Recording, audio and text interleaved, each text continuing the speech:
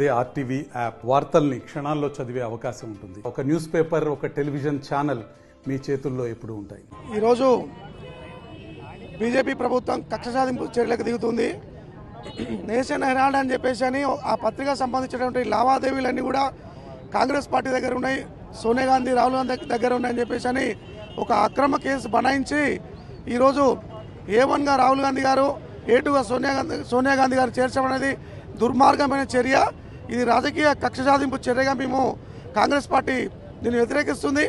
ప్రధానంగా ఏంటంటే ఎన్డీఏ ప్రభుత్వము మోడీ నేతృత్వంలో అన్ని సంస్థలు కూడా సిబిఐ కావచ్చు, ఈడీ కావచ్చు, ప్రతి ఒక్కరు కూడా గుప్పిట్లో పెట్టుకొని ఎవరికైతే ప్రజల్లో ప్రజాదరణ వస్తుందో అటువంటి వాళ్ళనందరినీ కూడా నిర్బంధిస్తే మాకు ఎటువంటి తిరుగుడు. రాహుల్ గాంధీ గారి మీద, సోనియా గాంధీ మీద పెట్టినటువంటి కేసును వెంటనే తేలని చెప్పేసి ఈ సందర్భంగా డిమాండ్ చేస్తూ నల్గొండలో క్లాక్ టవర్ చౌరస్తాలో ఎమ్మెల్సీ శంకర్ నాయక్ గారి ఆధ్వర్యంలో, మాజీ మున్సిపల్ చైర్మన్ బుర్రి శ్రీనివాసరెడ్డి గారి ఆధ్వర్యంలో, మహిళా కాంగ్రెస్ ఆధ్వర్యంలో కూడా ధర్నా నిర్వహించడం జరిగింది. నేషనల్ హెరాల్డ్ కేసు అనే కేసులో A1, A2గా శ్రీమతి సోనియా గాంధీని, రాహుల్ గాంధీని చేర్చడంపై మా కాంగ్రెస్ పార్టీ దేశం మొత్తము ధర్నా చేయడం కానీ, నిరసన కార్యక్రమాలు కానీ చేయడం జరుగుతుంది. ఎందుకంటే ఆ కేసు ఎప్పుడో ఉన్నది, ఇప్పుడు కొత్తగా A1, A2గా వారిని చేర్చడము మేమందరము ఈ సందర్భంగా ఖండిస్తున్నాం. దేశం మొత్తము నిరసనలు కార్యక్రమాలు చేపడుతున్నాం కాంగ్రెస్ పార్టీ తరఫున. ఈరోజు నల్గొండ పట్టణంలోని క్లాక్ టవర్ సెంటర్లో ఎమ్మెల్సీ శంకర్ నాయక్ గారి ఆధ్వర్యంలో, అదేవిధంగా పట్టణ కాంగ్రెస్ అధ్యక్షుడు గుమ్మల మోహన్ రెడ్డి గారు, మాజీ మున్సిపల్ చైర్మన్ బుర్రి శ్రీనివాసరెడ్డి గారు, market committee chairman joke Ramesh గారు, అందరూ సమక్షంలో అందరూ కాంగ్రెస్ పార్టీ కార్యకర్తలు, నాయకులు అందరూ అధిక సంఖ్యలో పాల్గొని ఈరోజు నరేంద్ర మోడీ గారి దిష్టిబొమ్మను దహనం చేయడం జరిగింది. ఎందుకంటే బీజేపీ సెంట్రల్ గవర్నమెంట్ ఉంది, బీజేపీ ఇప్పుడు కేసులో చేర్చడము అనేది కరెక్ట్ కాదు. అందుకే నిరసన కార్యక్రమాలు చేపట్టడం దేశం మొత్తము. అదేవిధంగా చేస్తే నెక్స్ట్ గవర్నమెంట్ కేంద్రంలో కాంగ్రెస్ గవర్నమెంట్ వస్తుంది, అప్పుడు కూడా ఇదే ఆనవాయితీ కొనసాగాల్సి వస్తుంది. కాబట్టి వారు అవి చూసుకొని చేయాల్సి ఉంటుంది.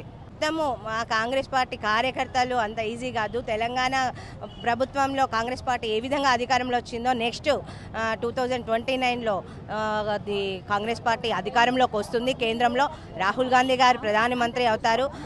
అదేవిధంగా ఇప్పుడు చేసిన వాటికి అన్నింటికి మేము కూడా సమాధానం చెప్పాల్సి వస్తుంది.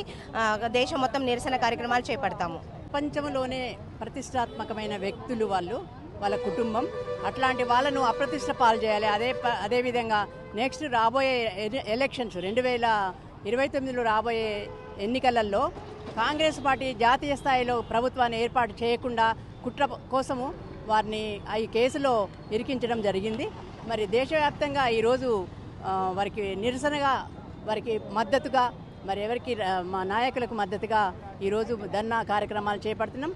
వారిని ఆ కేసు నుండి వాళ్ళ పేర్లు తొలగించకపోతే మరి దేశవ్యాప్తంగా మళ్ళీ ఇట్లాంటి నిరసనలు, అనేకమైన కార్యక్రమాలు ముందుకు తీసుకుపోతాం.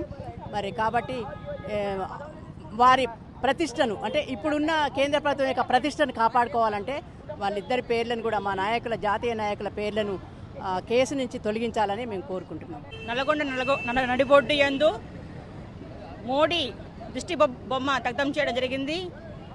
ముఖ్యంగా ఈరోజు ఎందుకు దిష్టి బొమ్మ మేము దగ్ధం చేసినామనంటే, మన కాంగ్రెస్ కుటుంబ సభ్యురాలైనటువంటి సోనియమ్మ మీద మరియు అదేవిధంగా రాహుల్ గాంధీ గారి మీద కేసులు బనాయించి అనవసరమైనటువంటి కేసులలో ఇరికించడం జరిగింది.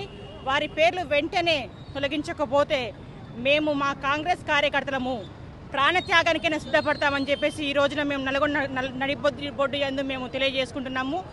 వెంటనే వారి ఇద్దరి పేర్లు వెంటనే తొలగించాలని చెప్పేసి ఈ రోజు మేము ఖండిస్తూ డిమాండ్ చేస్తున్నాం. మరిన్ని వీడియోస్ కోసం ఛానల్ ని సబ్స్క్రైబ్ చేయండి, లేటెస్ట్ అప్డేట్స్ కోసం వాట్సాప్ ఛానల్ ని ఫాలో చేయండి, అండ్ లింక్ డిస్క్రిప్షన్ లో ఉంది.